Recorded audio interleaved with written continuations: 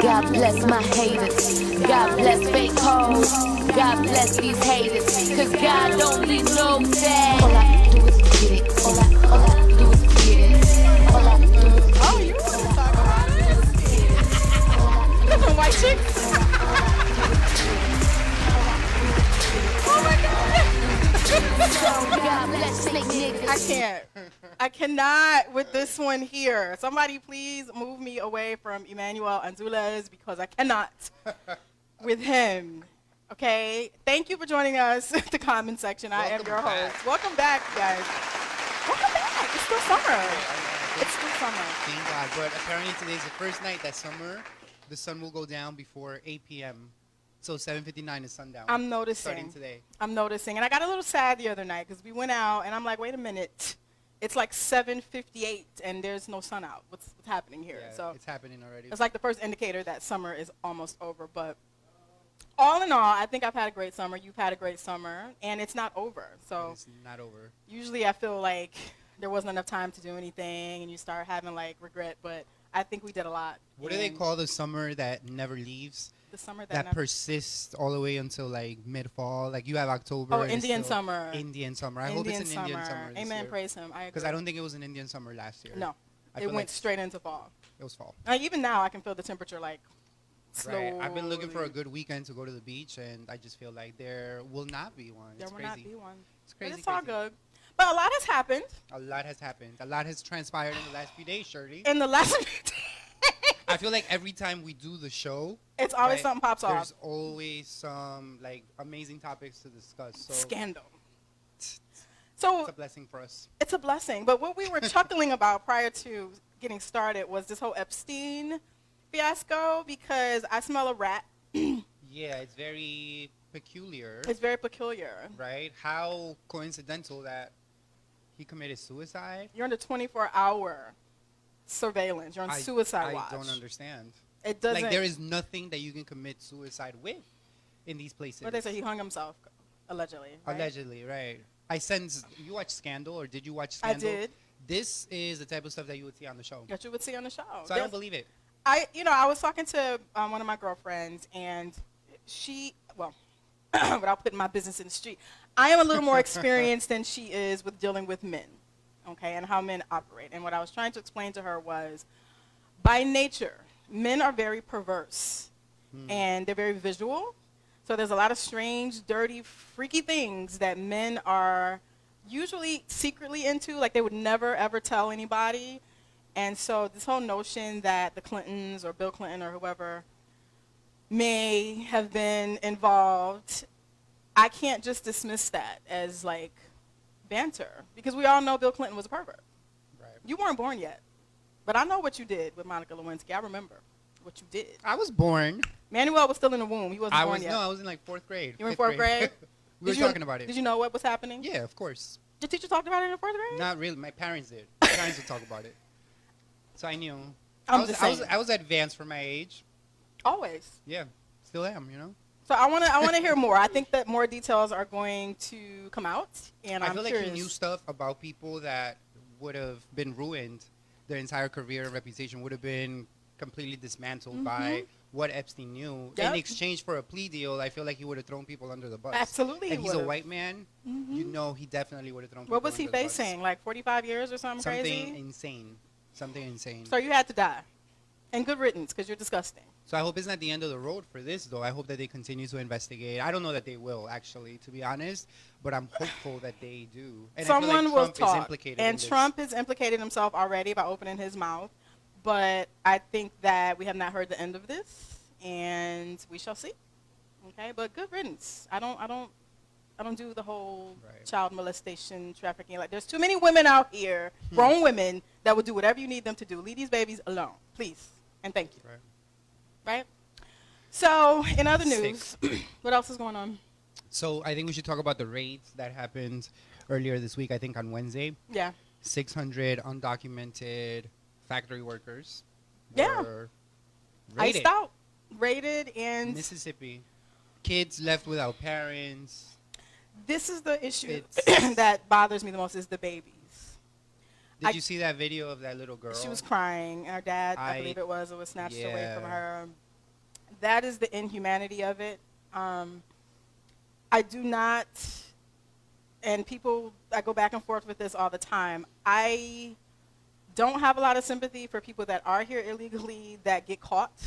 I feel like you came here, you did what you had to do. Hopefully you were able to be productive while you were here, but at the end of the day, you're breaking the law.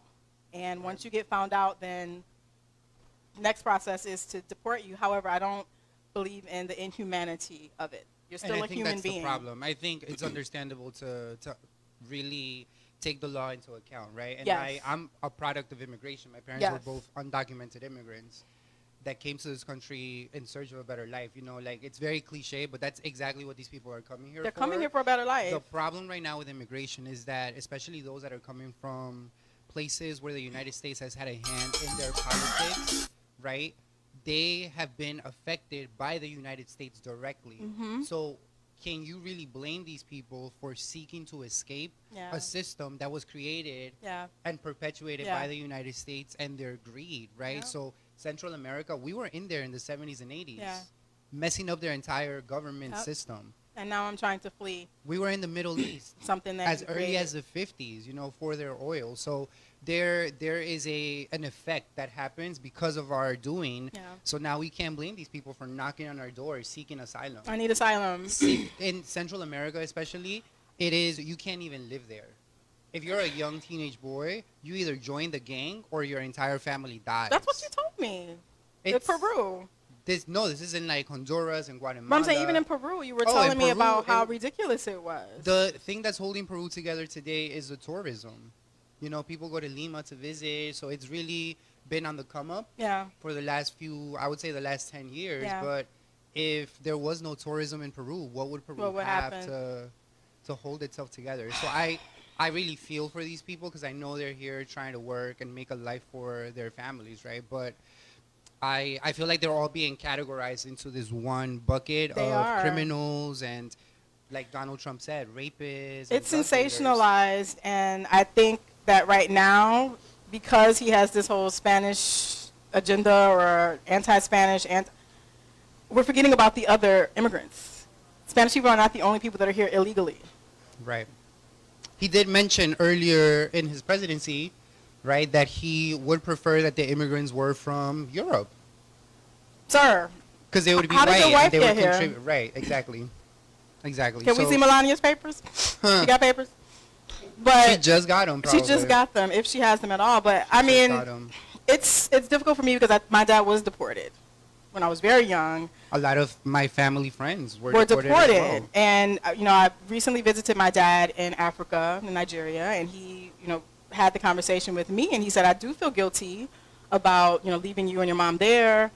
But at the end of the day, he said, I was there. I was doing stuff that I wasn't supposed to do. He was like, while I was there, I was able to make money. I was able to, get a little bit of an education and come back. And, he accepted the consequences of his actions. And I'm telling you, like, from personal experience, most of these people that are here undocumented, they're not trying to make trouble. They're not trying to And make this trouble. is a large majority of them. They are trying to lead a very clean life, right? So that none of this catches up They to don't them. want They're to. not trying to get sent back to where they come from. I have a family who shall remain nameless. When I was doing real estate heavy, ain't nobody had no papers in that family. Nobody. But when I tell you these people paid their rent before it was due. Yeah. They didn't want any They're problems. extremely Everybody law-abiding. worked hard. They paid their rent. They kept the noise down because they No trouble. knew that they were undocumented. And, they pleaded with me like, please don't. Like, I'm not going to tell you. You're not bothering me. Why would I open my mouth and say And anything? let's think about the jobs they do, Shirley. If you're Yeah. undocumented, you're not sitting in a nice office, right, not. filing and typing emails. No. You're doing jobs that nobody else, Really literally wants to nobody do. else would do. The So only- without these undocumented people, who would do those? Who would do take these those jobs? That's true.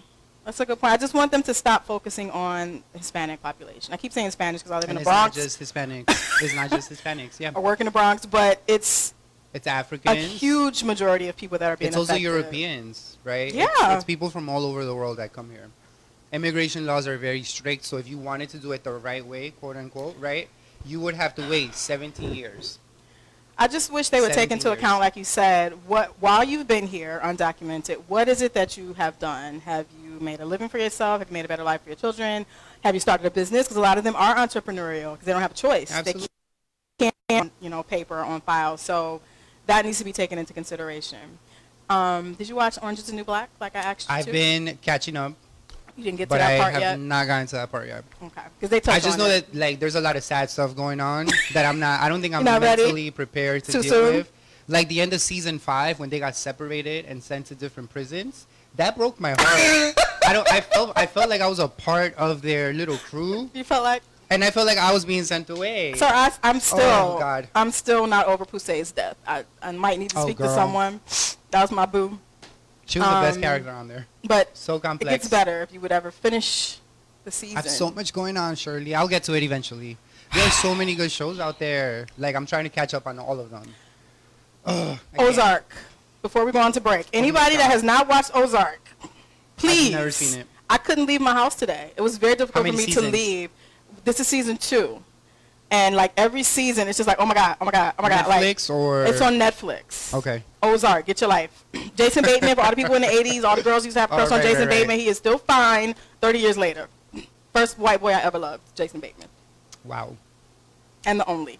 We're going to take a break, but we will be right back with our guest, Mr. Cavell Jones of Good Critters, getting some knowledge from his kids. That's right. We'll be right back. Speaking of fine. So I dance trying to fuck you, baby. Hopefully we don't have no babies.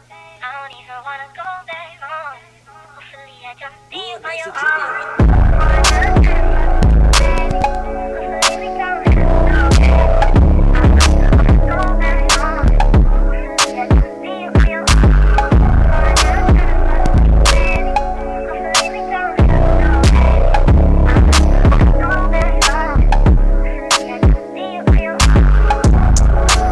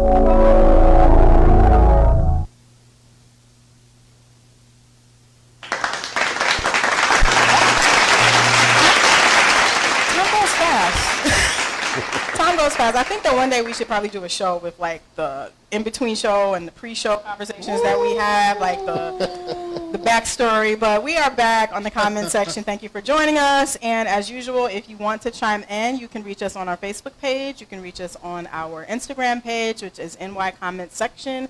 Or you are more than welcome to call in at 347-640-3920. And we are here, as promised, with Mr. Cavell Jones of Quick Hitters. What's going on, y'all? How y'all feeling? Finally, I'm feeling good. Welcome. Yeah, I appreciate it. Thank you. Finally here. I've been trying to catch up with him for a while. But for the past few weeks, we've been talking about our youth and what we can do to just make this a better learning environment for them, a better education system for them. But we did not touch on like recreation and what ultimately shapes a child. So tell us what you do at Quick Hitters and how you got started with that. So Quick Hitters, this is our first summer. We have our first Quick Hitters. We have our first Quick Hitters summer camp. It's all good. It's all Technical good. difficulties, but it's okay. okay. As you know, technical difficulties always come in. You know, we all right with it. I understand.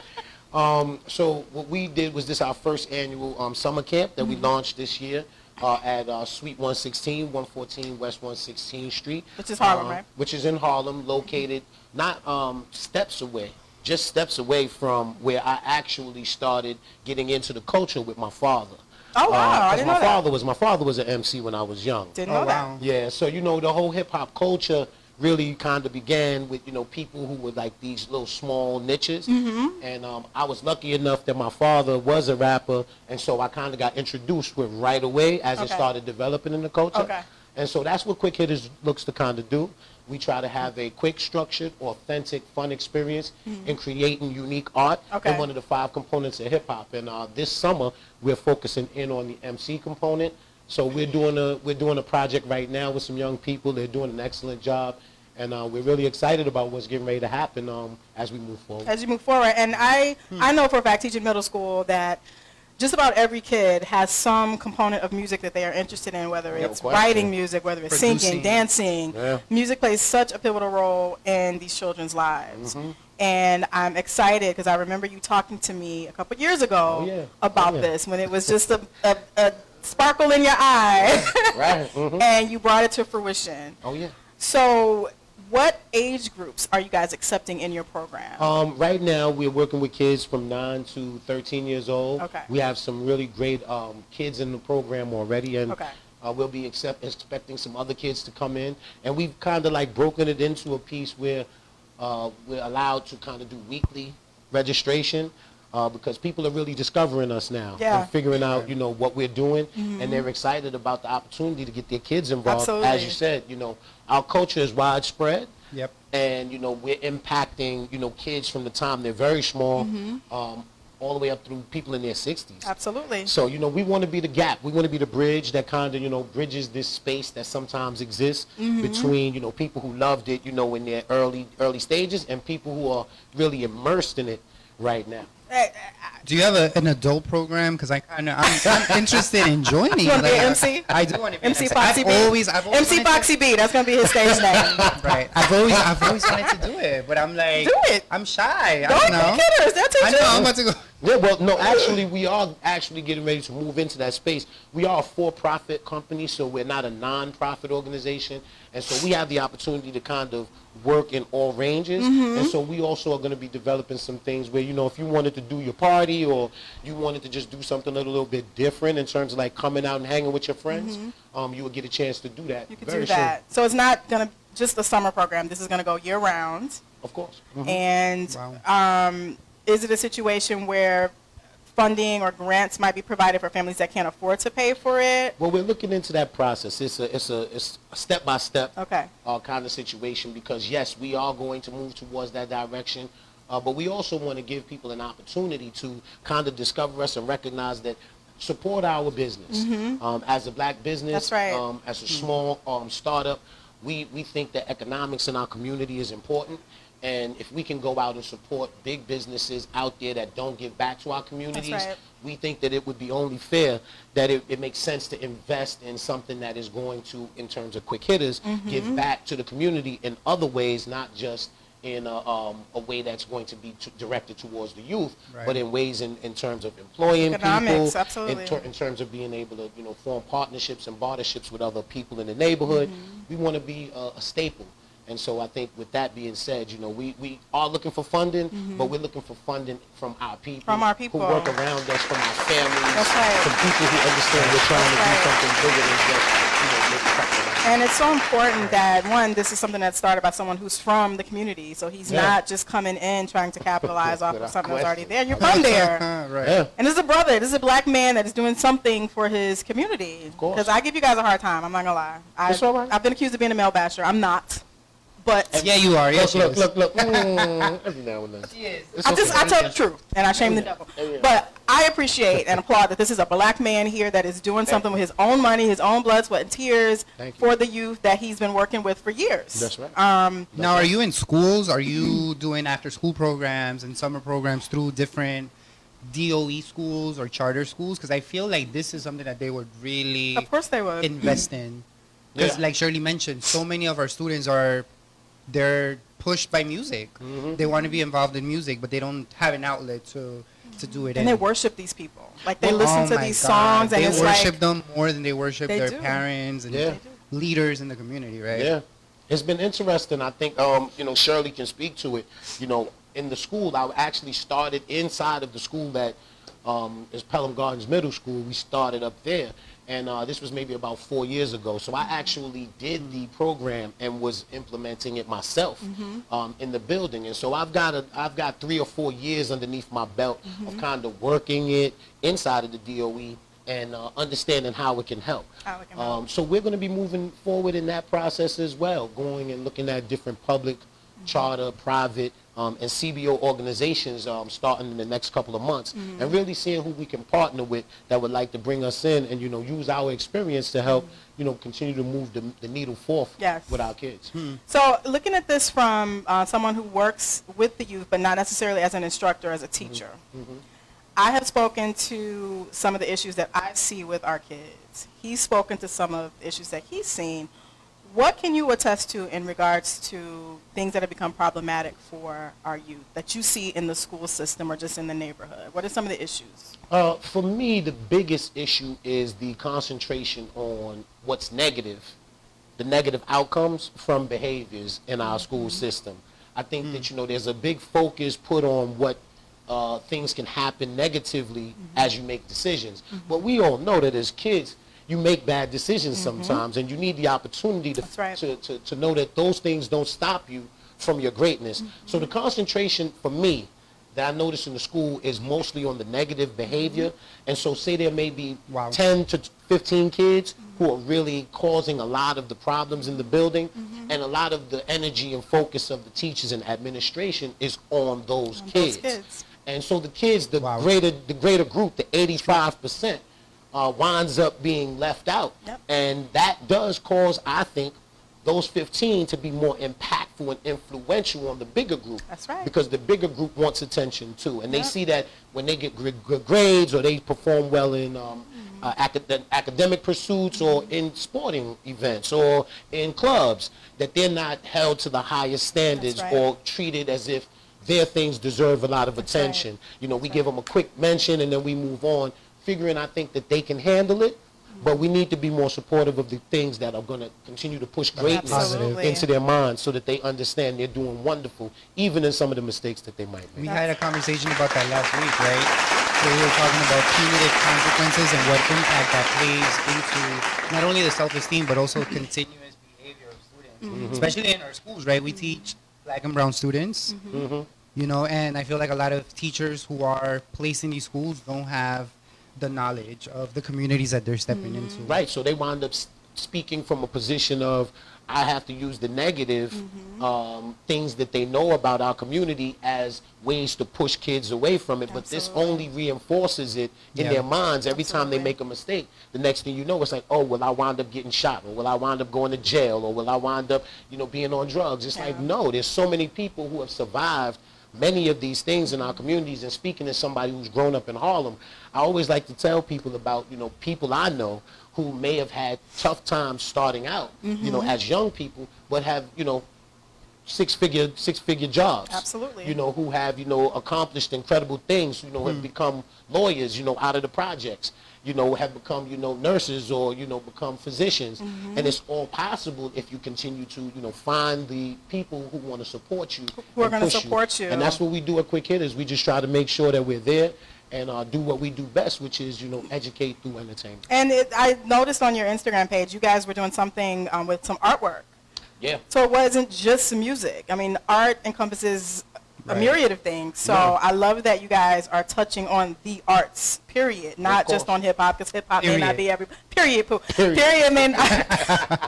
may not be everybody's thing. Music may not be everybody's thing. But I was just going to talk about how, in general, that we don't emphasize that enough in schools. There's not, like the school that I'm at now, they actually just lost an art teacher. Wow. And then my last school, the art teacher passed away.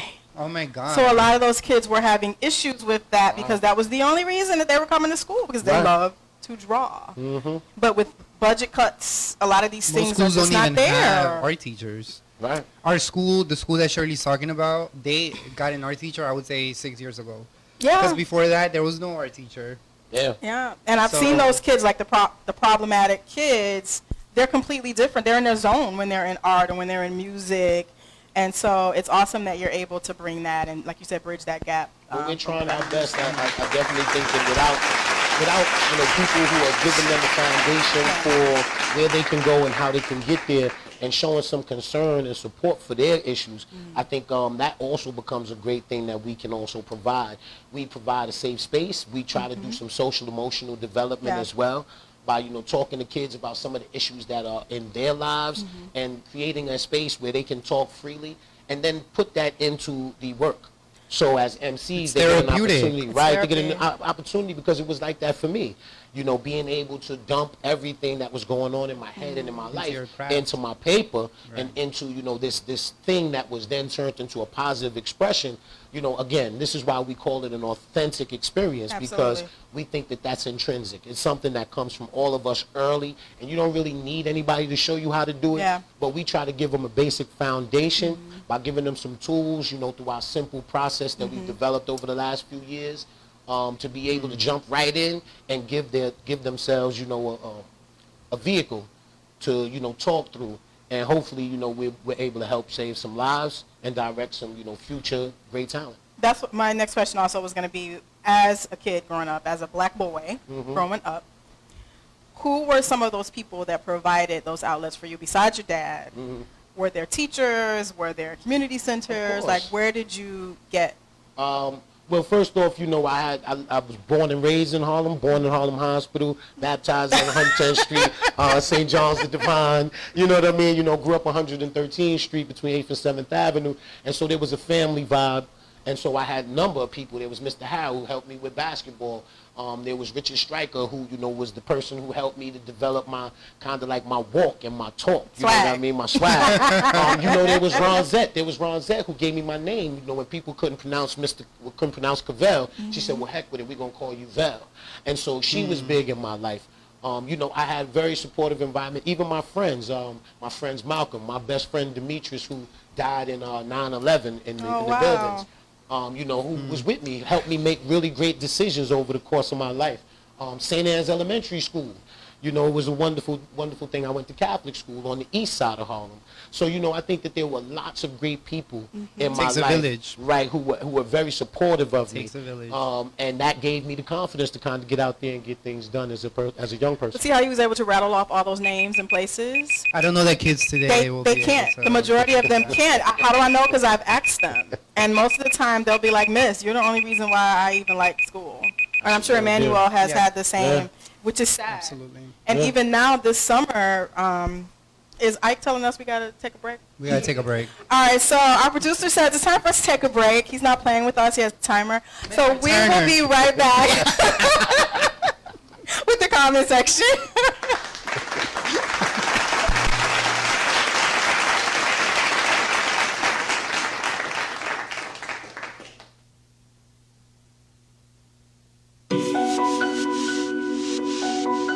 They say we are only as strong as we are united, and as weak as we are divided.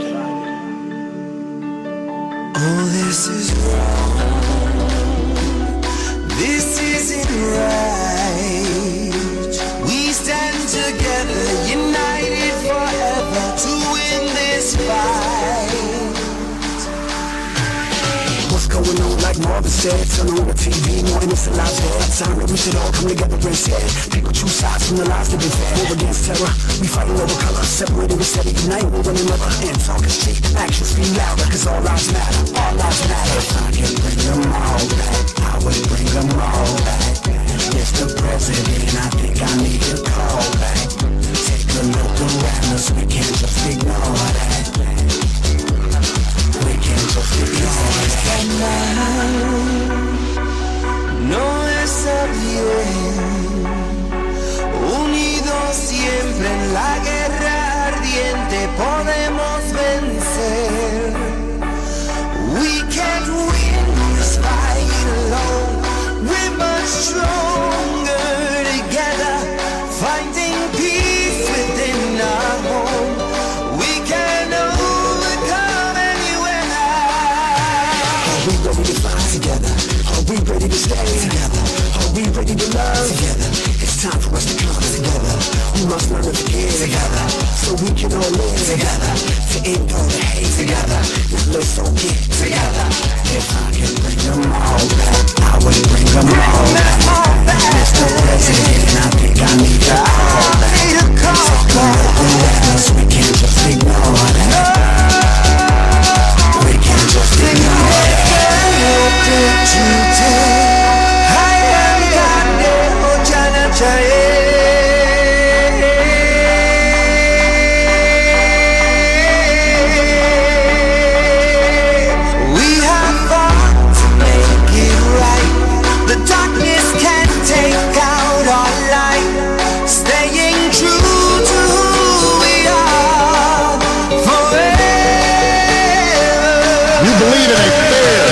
Just and inclusive America. You know that constant change has been America's hallmark, that it's not something to fear, but something to embrace. You are willing to carry this hard work of democracy forward.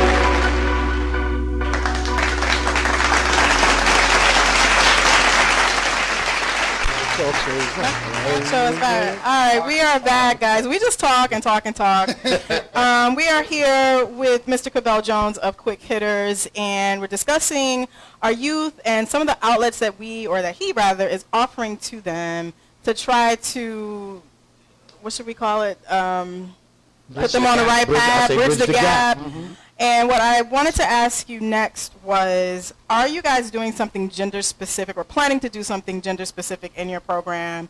Maybe, workshops just for boys, just for girls, because in my experience, it's the boys of color that seem to be struggling the most in terms of identity, in terms of academics.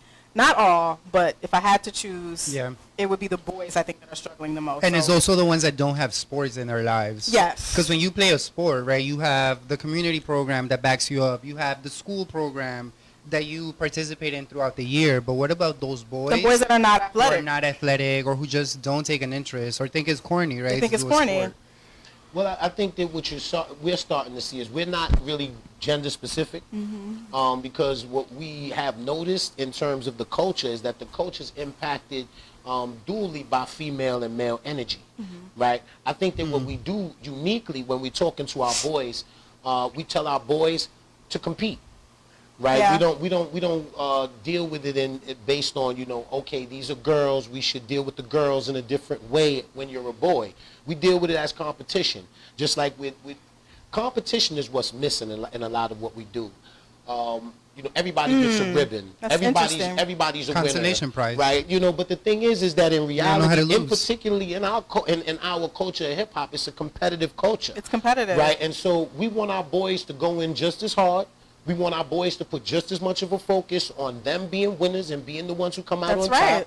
Because the thing is that, everybody should be moving like that, whatever gender, right? You should be moving towards competing heavily because that's the world we live in, is a world that is competitive. So I agree with you 100%. And I think a lot of times the boys fall back. Oh, that's girly. Or whatever. They just assume that the girls are always going to be the top producers or the ones with the high GPAs. But talk to me a little bit about, or rather, do you believe in gender roles still? In 2019, do you feel that a girl or a young lady should be taught how to be a girl, how to be a woman, whereas a boy should be taught how to be masculine or how to be a man? Because that seems to me to be like the gray area right now. It's like... Well, I think the gender roles are different in this time period, right? Gender roles are non-existent almost. But at the same time, my philosophy is a boy is a boy, a girl is a girl. People decide how they want to be as they move through life, right? What we teach at Quick Hitters is competitiveness, regardless. We want people to come in and be clear on what their agenda is when they come in our program. Okay. Because the reality of the situation is we can't change the way that, once you open the Pandora's box of things, man, things happen. Right? And box so is open. The box is open. The box is The open. box is open, and the box is open, and you can't close it back. So we have to be aware of that. But my philosophy is that, listen, if a boy comes in and he is clearly wanting to be successful, we have to push for that success. Yeah. We can't keep telling him to pull back. We can't keep telling him he shouldn't be as aggressive. Right. We shouldn't tell him he shouldn't go after the things that he desires because it's too aggressive, it's too manly, it's too masculine. No. We should encourage it the same way we encourage in a female or anybody who is in any gender orientation. We encourage them to stand out, be individuals, and be successful.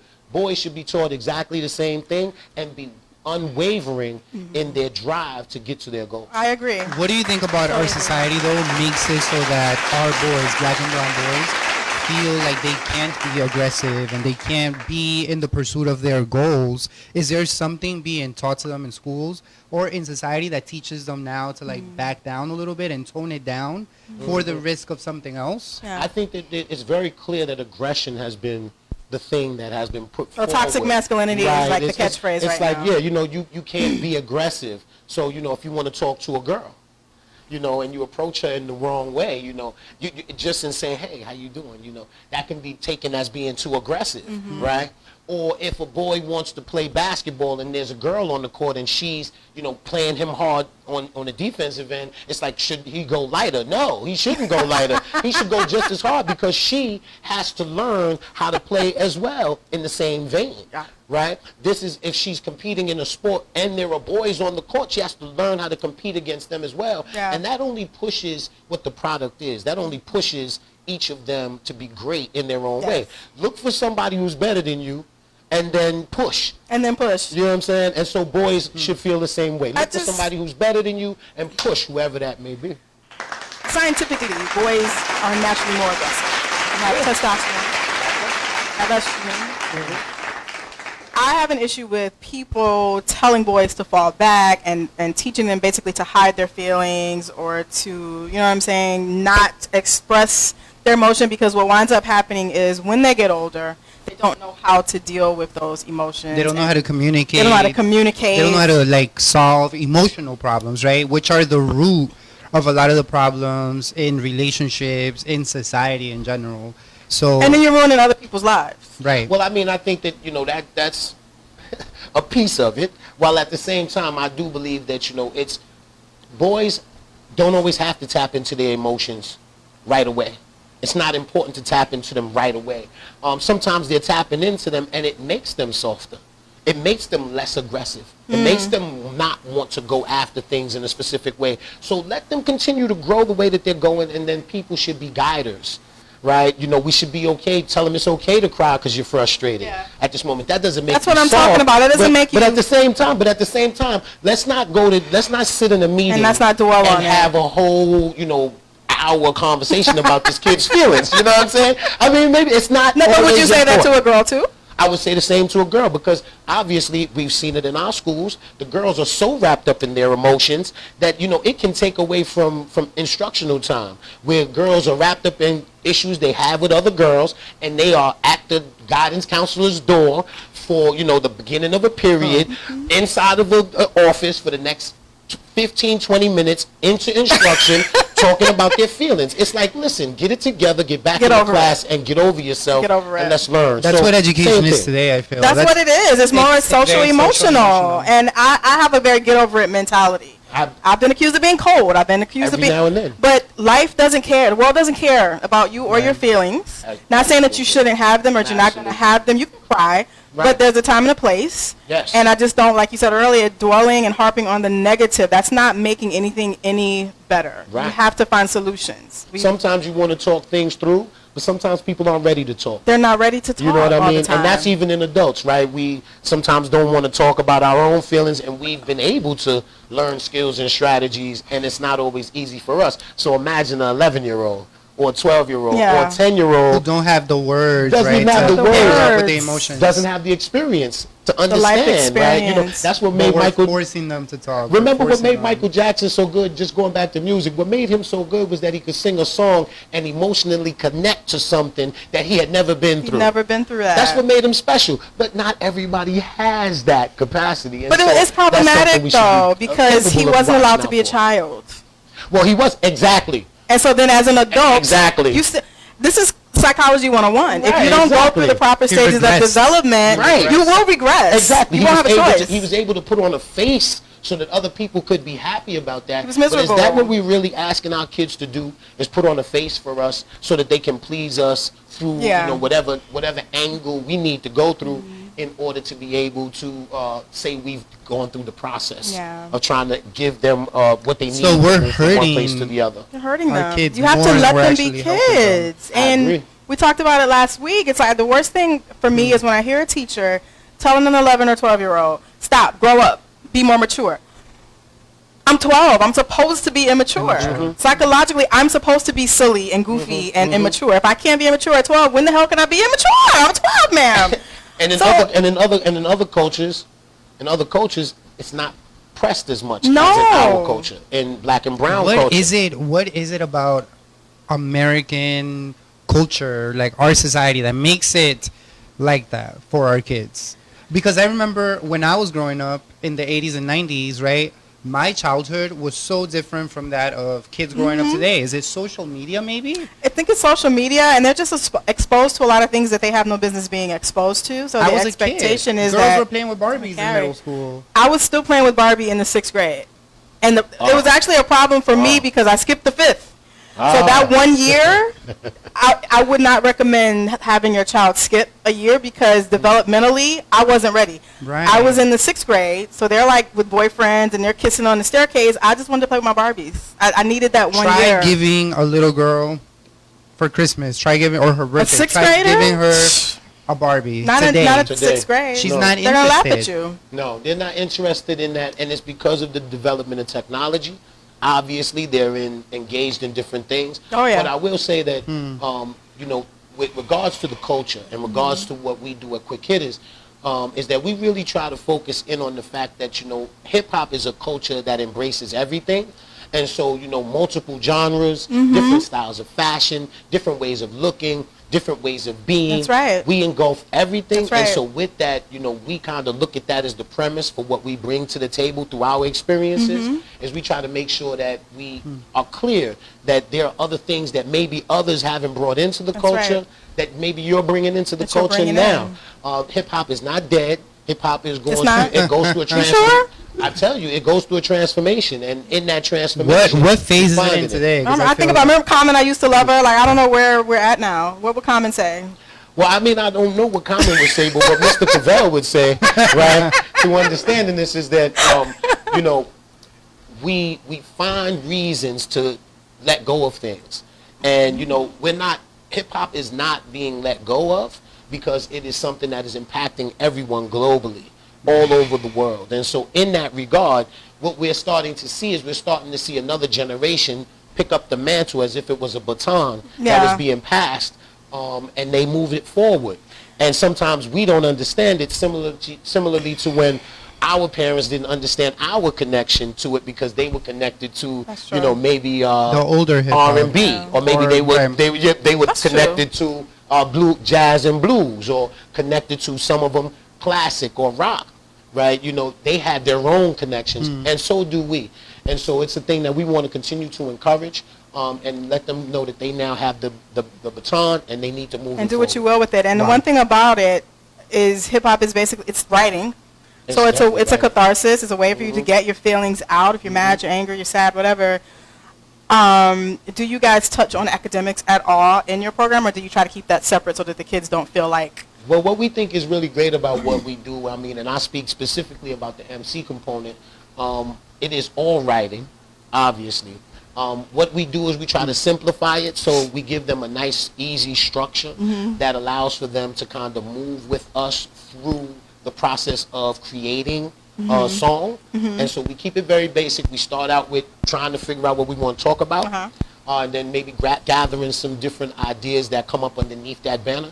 And then we start writing. We start developing our bars. That's the writing process. Right, and it's the writing process. So we try to create, great writers, do writer's choice, obviously, create writer's voice.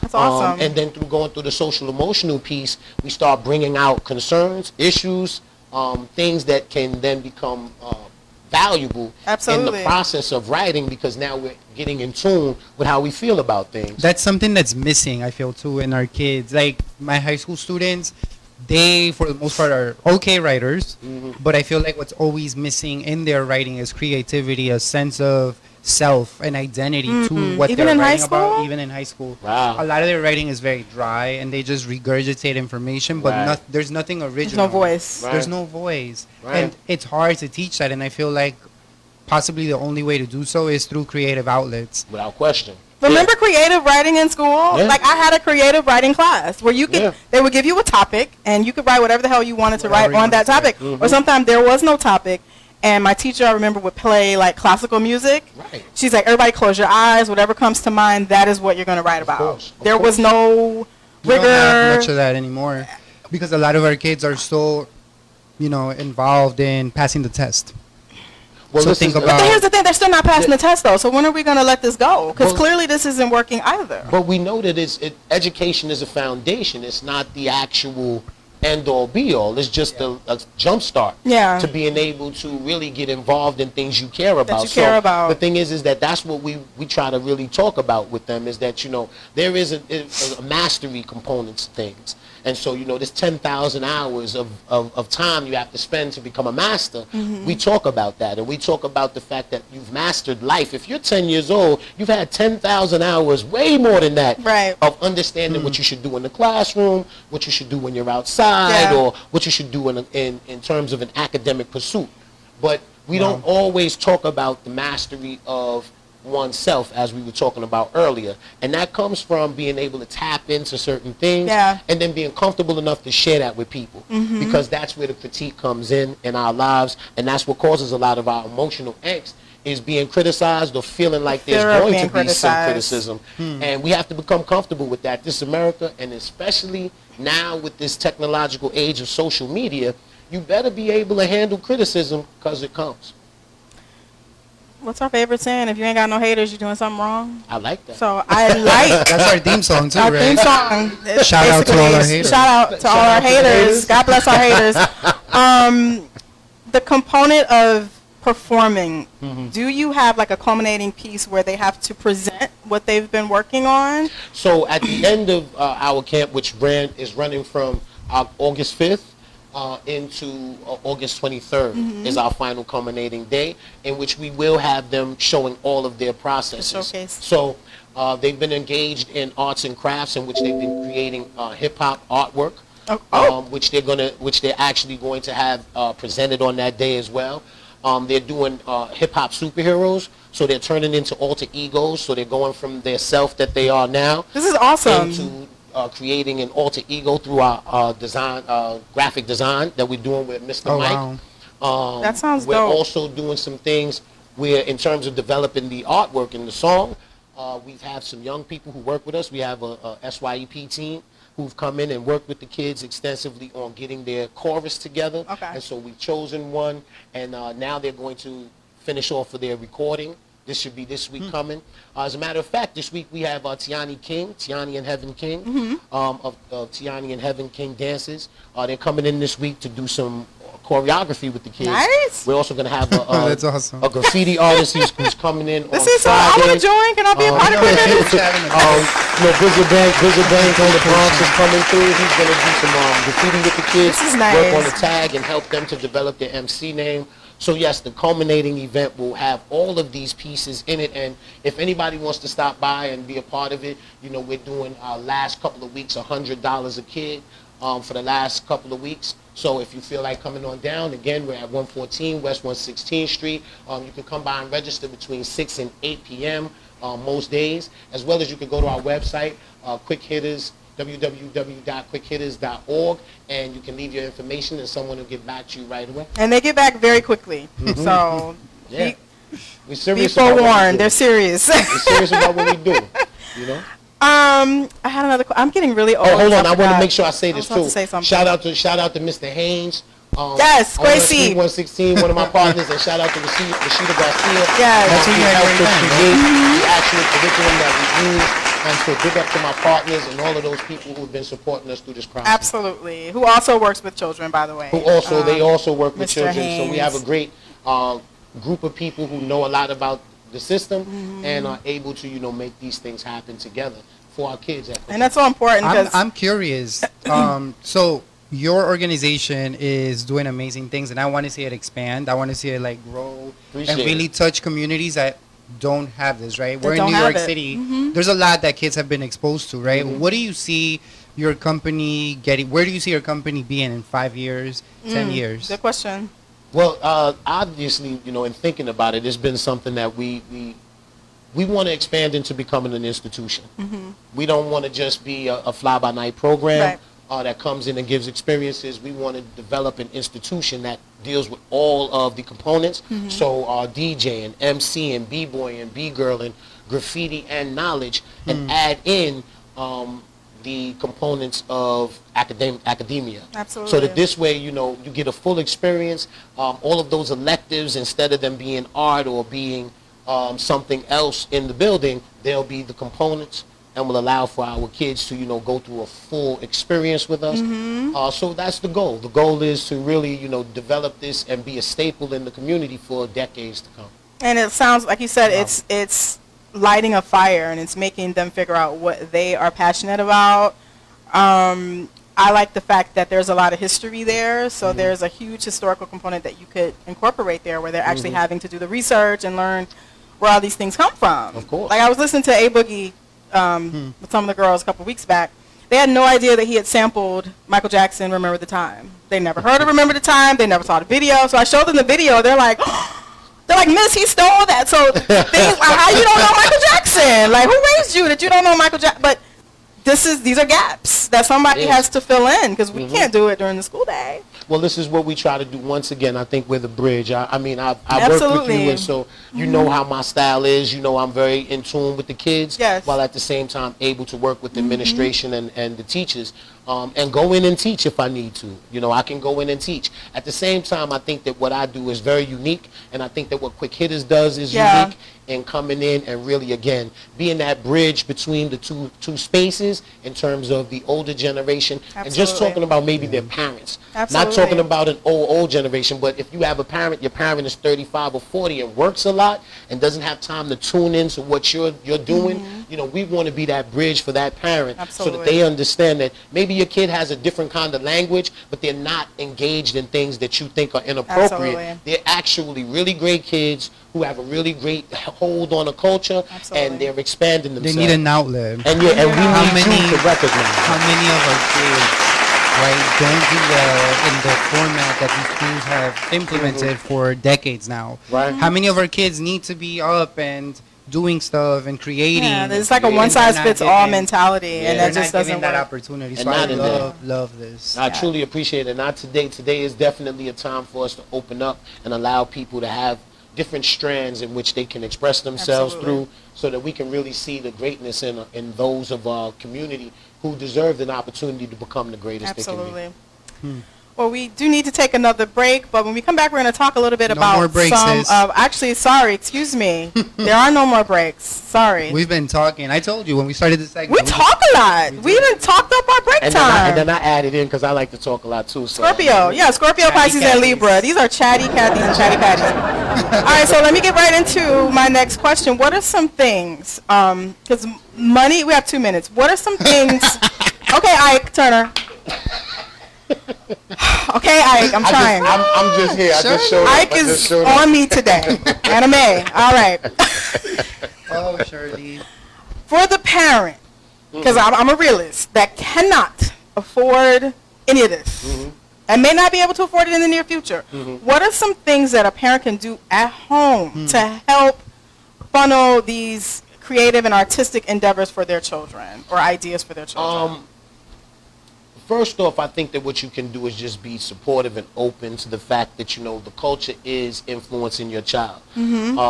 I'll tell you briefly, my son is playing a video game, and he starts singing a song by XXX Extension. I better say it right because the kids always get mad at me when I don't, right? They will fight you actually over XX. And he sang the whole song, and I had no clue that he knew this. How old? He's 11. He's 11. I had no clue. And he knows every song. He knows so many different artists. What I say to any parent is just give the kid an opportunity to show you by talking to them. What by they're being interested open in. to what they're listening to. By being open to the slang language that they may be using. So that you become aware of it. And now you're not scared by the influence that it has. You have to pay attention to it, and then have conversations with your child. Have conversations with your kid, and figure out who your kid is, because your kid is not who you think they are. And we know this working inside of the school building that or they wear masks. Right, their parents think that their kids are this way, but a lot of the times their kids are a whole different person. Absolutely. And it's very important, I think, at home,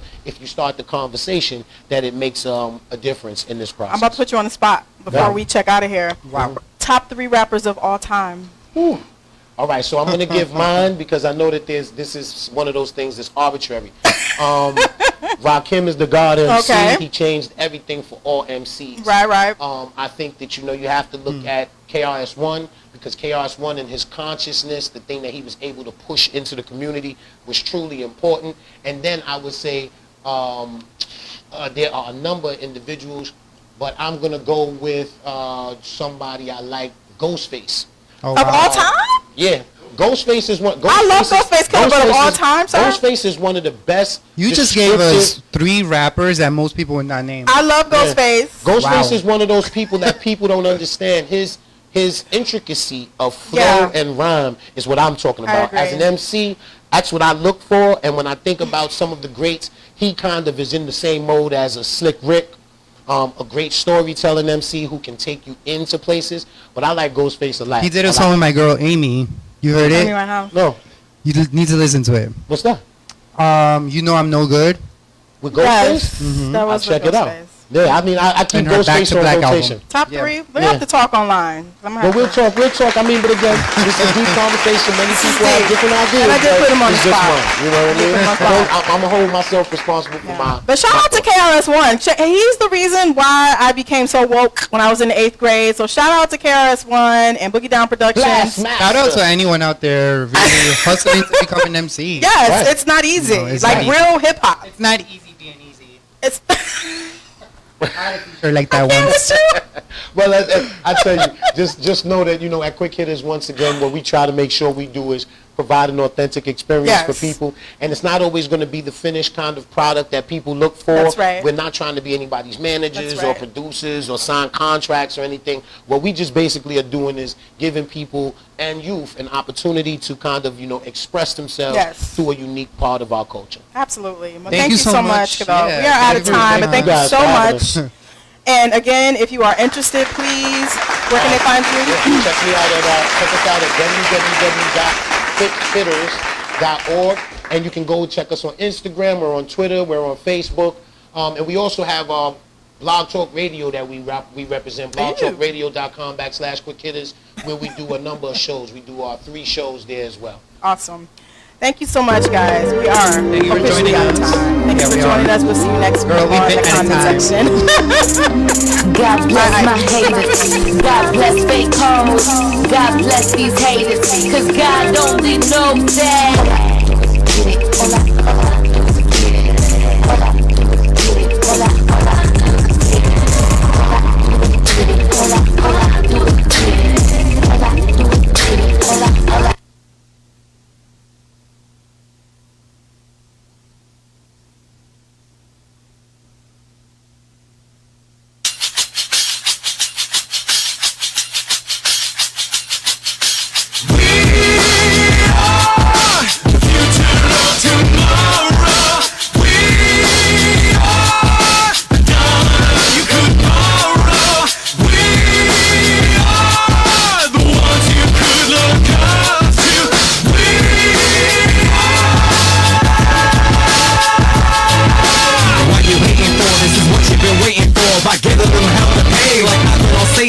for a grand tour, then turn Super Saiyan 4. Just for that, here's a song as I make it more to shake the floor, so cops can break the door. The rest of wanna kill the beat, and that's what they take me for. I guess hip hop is dead, I guess hip hop is dead. But how like when I speak, hip hop is sad. Now on to the future for this entrepreneur, where everything is in ruins, left on in the sewer.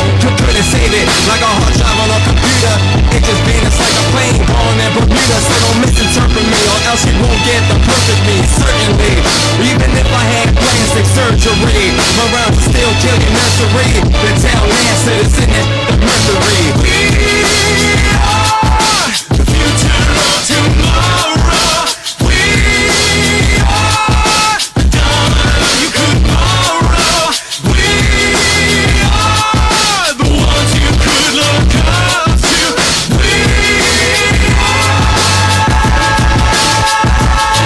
This is how I clear my mind from leaving my tears behind.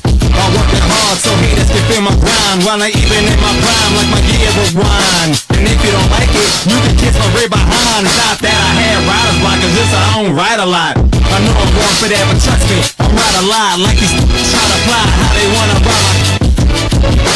They can all die and ride. I'm on my way, I'm on my way, I'm on my way. They have a band stand a chick wearing lingerie. So good you scream underlay. Like the friend said, that's a double entendre.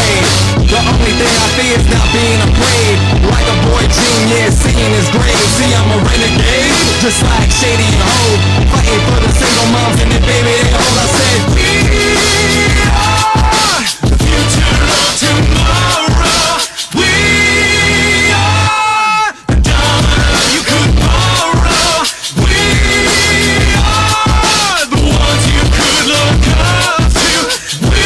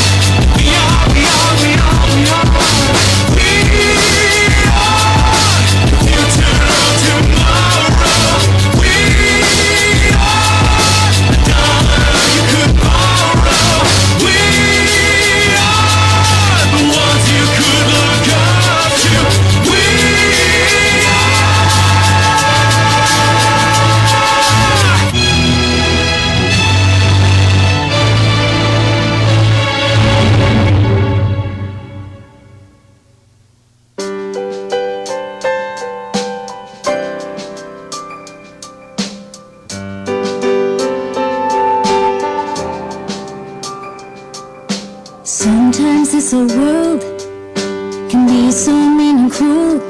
It can pull you down and keep you on the floor. 1 minute you're on top, and the next the fall won't stop, till your pride says you can't take it anymore. Well, I'm done playing the victim, that's for sure. What you see is what you get, and I don't care if the world ain't ready yet. There's no one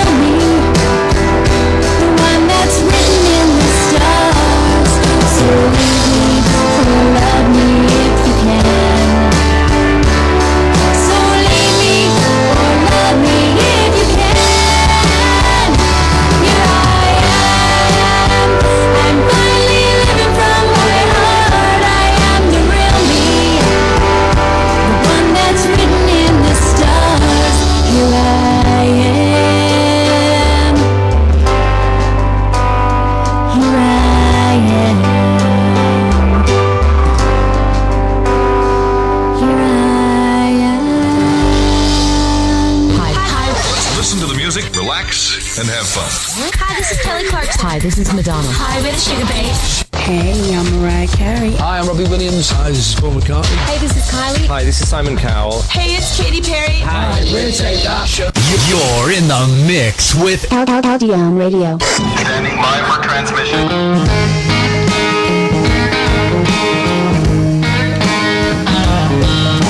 Driving my old pickup in the middle of the night, praying to God that you won't start a fight again.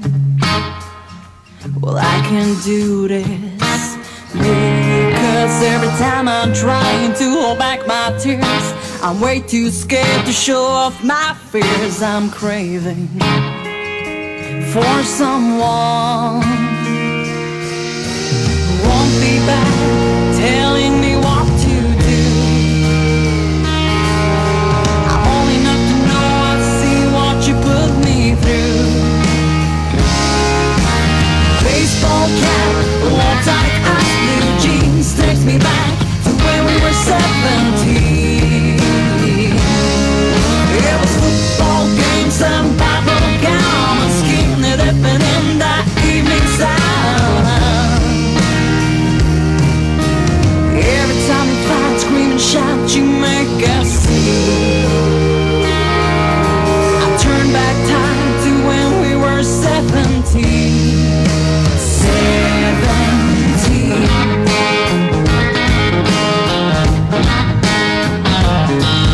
I'm thinking about the future and what it will bring. I am who I am, and I would do anything for love. But hey, let's face it, I'm like a kid inside. I got nothing to hide. You read me like a book and you've seen every side of me. So stick to me, girl. There are times I think about a life without you. I'm losing hope in God, no one see me like you do. Baseball cap, long tight eyes, blue jeans takes me back to when we were 17. It was football games and bubble gum and skinny dipping in that evening sun. Every time you fight, scream and shout, you make us see. I turn back time to when we were 17. 17.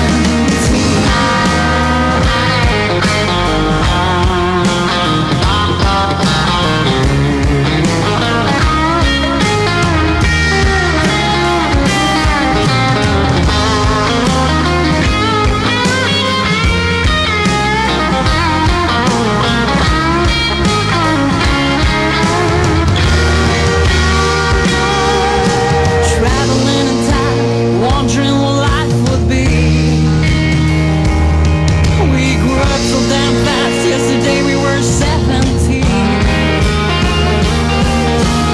Baseball cap, low tight eyes, blue jeans takes me back to when we were 17. Hey, do you remember the time you carried me in the wheelbarrow to the football field?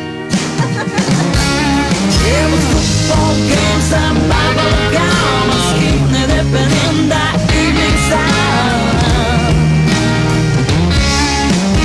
Baseball cap, long tight eyes, blue jeans takes me back to when we were 17. It was football games and bubble gum and skinny dipping in that evening sun.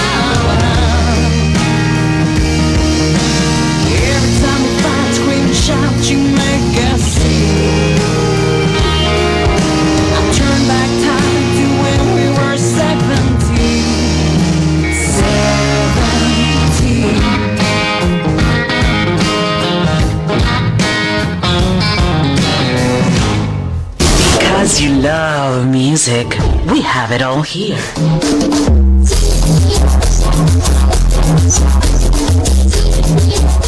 LDM Radio. Station, solo hits musicales.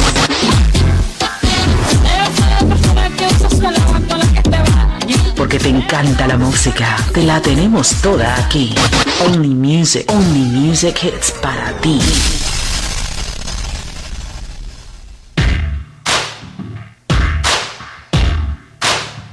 I don't get behind the wheel with Jack Daniels riding shoddy. I watch Netflix, kick back and chill when I've had a few hot toddies. I hate to say you make me crazy, but you bring me to the brink. I don't drink and drive, but you drive me to drink.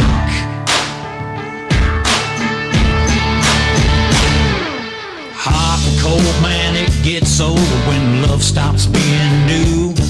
You put your best foot forward, but what the hell did I step into? You and I are like fire and ice, up is down and black is white. The only reason we make up is to start another fight. I don't get behind the wheel with Jack Daniels riding shoddy. I watch Netflix, kick back and chill when I've had a few hot toddies. I hate to say you make me crazy, but you bring me to the brink. I don't drink and drive, but you drive me to drink. It's a tug of war, we both want more. A love we love to hate.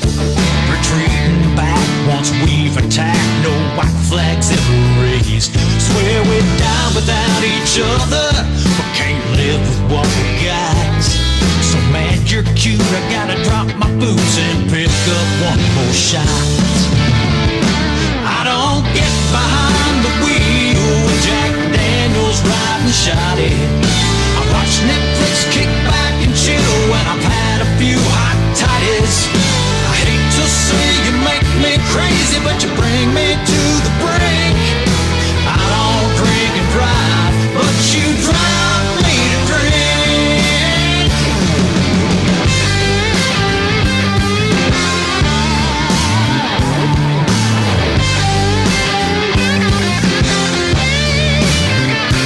You're like the bottom of this bottle, I don't wanna see. I breathe you in like cigarettes, I know you're bad for me. Yeah, I know you're bad for me. I don't get behind the wheel with Jack Daniels riding shoddy. It's Netflix marathons and chill when I've had a few hot toddies.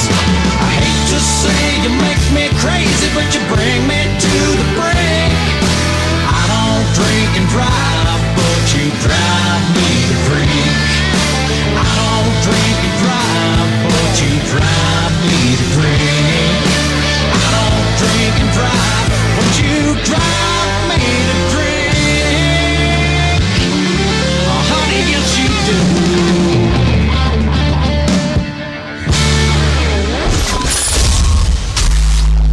Hi, we're the Cranberry Merchants. And you're rocking out to LDM Radio. Stand by, I'll be right there.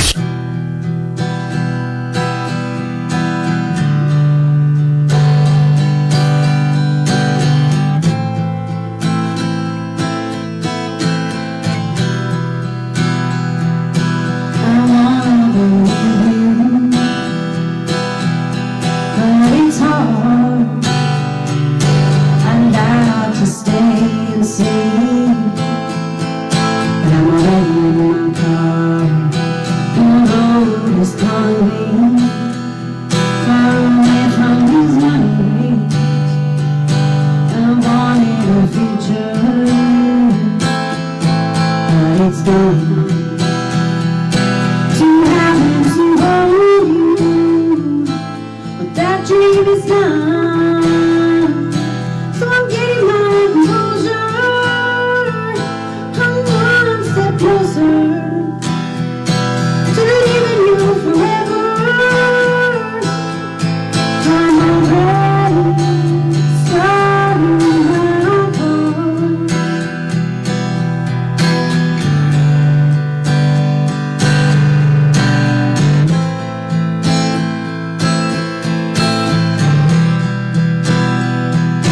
You show me who chose her.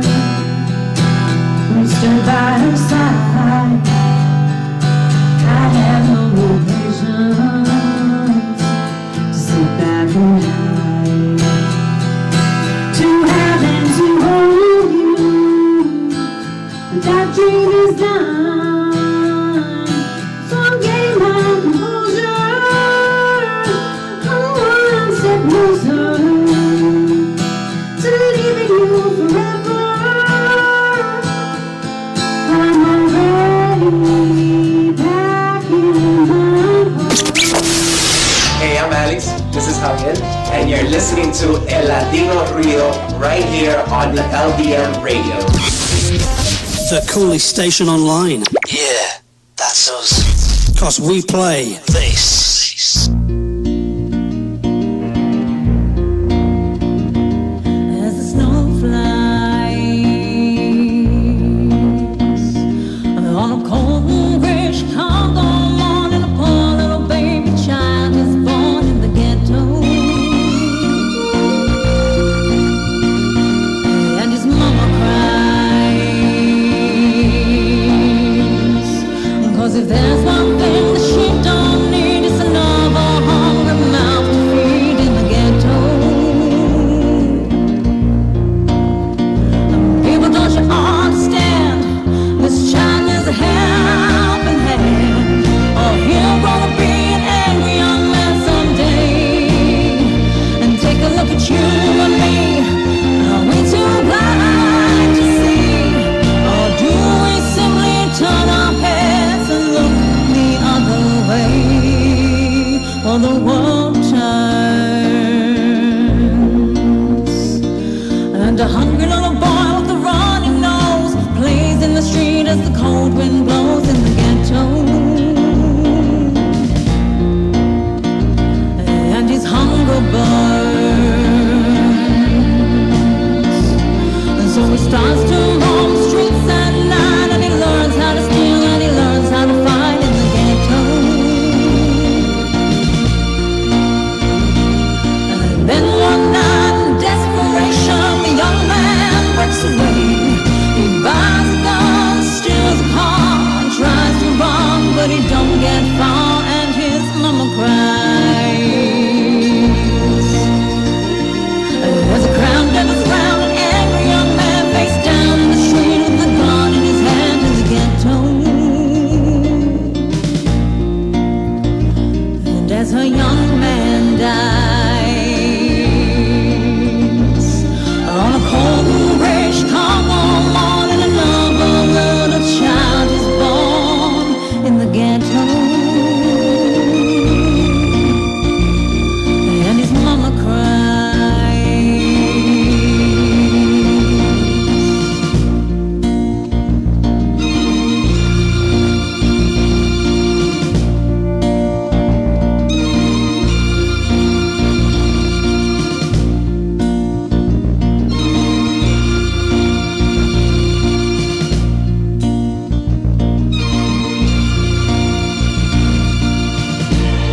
Listen to this song and more at www.ldmradio.com, the station for your independent music and more.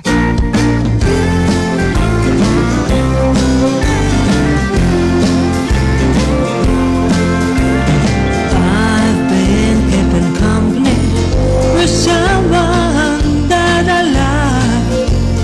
He's somebody special that I can't stop thinking of. I want to be right with him, and he tells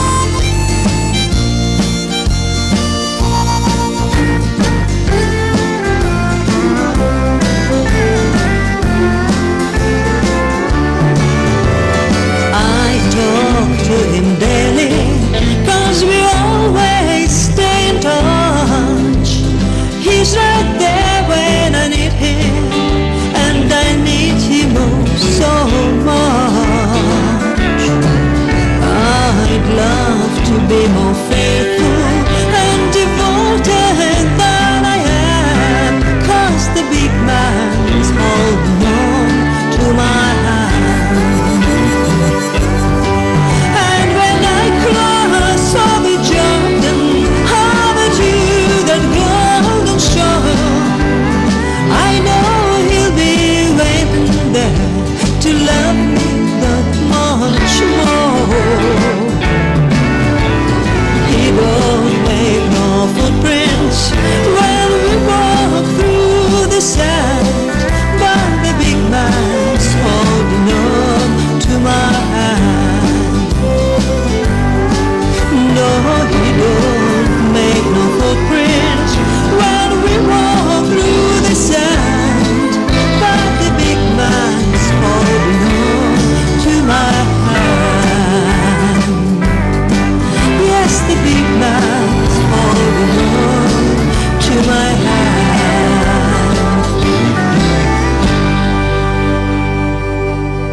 Spinning nothing but the best music on the radio.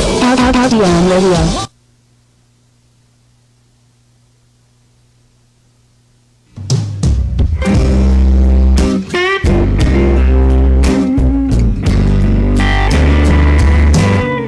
You don't want me around, but you call me. Call me because you're lonely. I don't think you should call me no more. You only like me, but you love me. I don't know, but I'm not sure if you should call me no more. Thought there was hope when there was none. Saw an open door, but you never gave one. Spent so much time trying. I blame myself. You weren't that into me. The signs were all there, but I just refuse to see. I will go on. Find somebody new. I gotta get my heart back from who I gave it to. Wanted it to be you.